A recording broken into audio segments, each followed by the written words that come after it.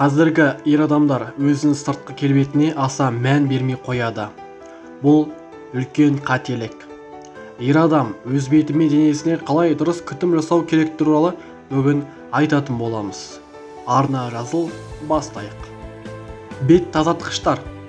Ер адам үшін тері күтімінің дұрыс түрін таңдау өте маңызды. Өйткені гормоналды деңгейлердің айырмашылығына байланысты ол әйелге қарағанда 20%-дан астам қалың. Бұл қоршаған орта әсерлеріне төзімділіктен жоғарылығымен байланысты. Май бездерінің көп болуына байланысты тері ылғалын аз жоғалтады. Сондықтан бояу қартаяды. Дегенмен, ерлердің терісі тезірек қалыну және қартаю дақтарына сезімтал. Бұл жағдайда ерлер косметикасын қолдану қажет. Бұл үшін тазартқыш гельдер ең қолайлы. Қолданылуы. Гельді таңертең және кешке қолдану керек. Гельді жеңіл массаж қозғалыстарымен дымқыл бетке жағыңыз. Сумен шайыңыз. Нәтиже: тері сау және жақсы күтілген көрінеді.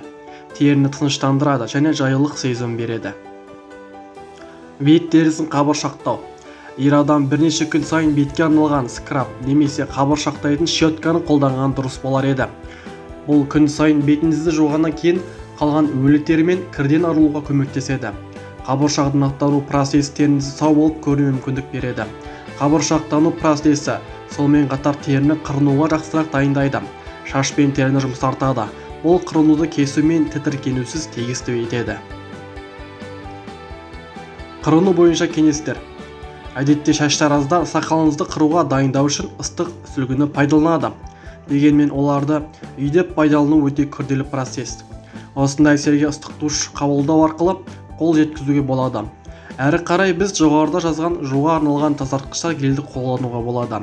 Әрбір ер адам өз талғамына сай қырыну құралын таңдайды. Көбік, крем немесе гель. Егер ер адамның сақал қалың болса, ол қалың саманға арналған арнайы өнім таңдау керек. Қырынудан кейін күтім жасау. Қырыну тері үшін өте ауыр процедура. Сондықтан қырынудан кейінгі күтім оған дайындықтан кем емес. Көптеген ер адамдар әлде алкогольді, лосьондар немесе одеколондар пайдаланады. Бұл үлкен қателік, өйткені мұндай өнімдердің құрамында кіретін алкоголь теріні құрғатады және қырынудан кейін проблемаларға келуі мүмкін. Алдымен бетіңізді салқын сумен жуу керек.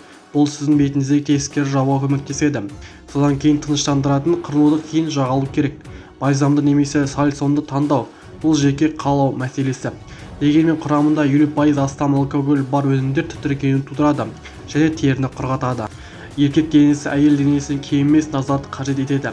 Өйткені бұл күрделі теңдестірілген ағза және дұрыс күтімсіз ерте ме кеш пе ол сәтсіздікке ұшырайды.